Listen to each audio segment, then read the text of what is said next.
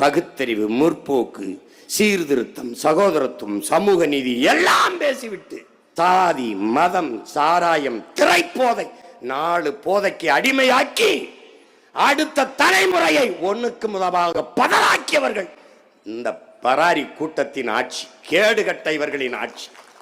சாராயம் குடித்து செத்தவனுக்கு காசு கொடுக்குது, ஓடுது. அவன் பிள்ளைய நான் படிக்க வைப்பேங்குது, அவனுக்கு அரசு வேலை கொடுப்பேங்குது, 10 லட்சத்தை எடுத்து கொடுக்குது. எல்லா பயிலும் போய் பார்க்கிறான். சட்டப்படி குற்றத்தை கொழுப்படுத்து போய் குடிச்சு செத்ததை, நடிகனை பார்க்க போய் சிக்கி செத்ததுக்கு 34 லட்சம் கொடுக்குது. 34 லட்சம். ஒரு இடிவிழுந்து விளைநிலத்தில, வேளாண்மை நிலத்தில உழைத்து கொண்டிருந்த நம்ம அக்காவும் தங்கையும் செத்து போன 5 பேரை ஏறிட்டு பார்க்க ஒரு நாதி இல்லை இந்த நாய்ப்பய நாட்டில். செத்து விழுந்த நெத்தியில ஒத்தரவா போட்டு வைக்க ஒரு வயதர வரல. இதாண்டா இவங்க ஆட்சி. இவங்களை ஒழிக்கணும் தாண்டா நமது முன்னவர்கள் கலந்தார்கள்.